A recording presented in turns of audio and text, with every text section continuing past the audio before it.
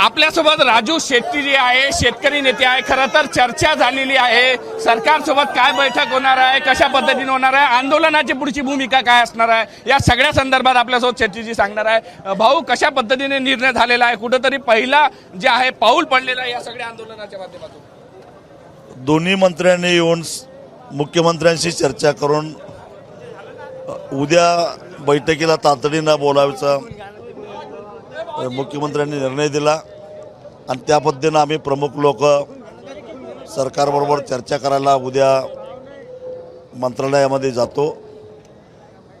तोपर्यंत कोर्टाच्या आदेशानुसार आम्ही रस्ता खुला करतोय. परंतु जे सगळे आंदोलक आहेत त्या आंदोलक साईडच्या त्या मैदानावर थांबतील आणि उद्याची चर्चा जर का सकारात्मक झाली नाही आणि आमची अशी खात्री झाली की सरकार टाईमपास करतंय किंवा आम्हाला गंडवतंय, तर परवा दिवशी सकाळी 11 वाजता आम्ही रेल रोको आंदोलन सुरू करतो. तर मुख्यमंत्री उद्या विदर्भातच आहे, अमरावतीला काहीतरी जाणार असल्याचा दौरा असल्याची माहिती कळते. त्यामुळे हे चर्चा मुंबईत होते आहे. मुख्यमंत्री आता मुख्यमंत्र्यांना विचारूनच उद्याची बैठक ठरलेली आहे. त्यामुळे मला माहीत नाही त्यांनी कदाचित दौरा ॲडजस्ट केला असेल, मला माहीत नाही. परंतु मुख्यमंत्र्यांना विचारूनच उद्याची बैठक ठरलेली आहे. खरं तर न्यायालयाचाही तुम्ही आदर केलेला आहे. कुठेतरी आंदोलन आणि रस्ता मोकळा करून न्यायालयाचा आदर झाला आणि दुसरीकडे चर्चेसाठी दारं खुली झाली. न्यायालयाचा आदर केला, कारण न्यायालयानं दिलेला आदेश आम्हाला फारसा पसंत नाही. पण तरीसुद्धा आम्ही संविधान मानतो. न्यायव्यवस्थेचा आदर केला पाहिजे. एखादा न्यायाधीश चुकला म्हणून आपण चुकायचं नाही, ही आमची भूमिका आहे. तुम्ही आता ज्या ठिकाणी पेंडॉल होता, म्हणजे खरं तर तिथंच आंदोलन होणार होतं, पण सगळे स्थळ बदलले वेळोवेळी. तिकडे पुढच्या साईडने झालं, आता पुन्हा अगोदरच्या भागात झालं. आता कुठंतरी खरं आंदोलन जे पहिले ठरलेलं ठिकाण होतं परचोडी भागात, त्या ठिकाणी मैदानावर सगळं होणार आहे. हो, आता सगळे आज रात्री मैदानावर सगळे शेतकरी थांबतील.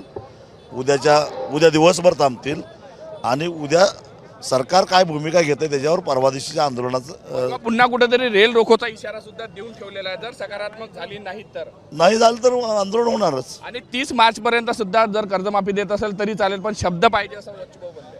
आम्हाला तारीख पाहिजे आणि जे पात्र कर्जमाफीला पात्र असणारे शेतकरी आहेत त्यांना कुठल्याही बँकेचा तगादा नाही लागला पाहिजे, एवढंच आमचं म्हणणं आहे. नक्कीच आम्हाला तारीख पाहिजे आणि त्यासाठी जो आहे खरं तर उद्या बैठक होणार आहे. त्या बैठकीमध्ये तारीख कळणार आहे. त्यामुळे रस्ता मोकळा करून न्यायालयाचा आदर केला जाईल आणि ज्या ठिकाणी मैदान होतं, जिथं सभा होणार होती, त्या ठिकाणी आता सगळे आंदोलक जमा होणार आहे. रात्री तिथेच मुक्काम असणार आहे. उद्या संध्याकाळच्या सुमारास बैठक असणार असल्याचं सुद्धा राजू शेट्टी यांनी सांगितलं आहे. त्यामुळे कुठंतरी पहिलं पाऊल जे आहे या सगळ्याच्या माध्यमातून पडलेलं आहे. त्यामुळे या सगळ्या बैठकीत नेमकं काय होते ते पाहावं लागणार आहे. नाही तर पुढच्या पुन्हा 31 तारखेला रेल रोकोचा इशारा जो आहे तो बच्चू कडू आणि आंदोलकांनी देऊन ठेवला आहे. त्यामुळे उद्याची बैठक हे शेतकऱ्यांसाठी महत्त्वाची ठरणार आहे आणि जर कर्जमाफी होत असेल तर ऐतिहासिक सुद्धा ठरणार आहे. व्हिडिओ जर्नलिस्ट सौरभ बोलेसा, पराग डोबळे, साम टीव्ही न्यूज, नागपूर.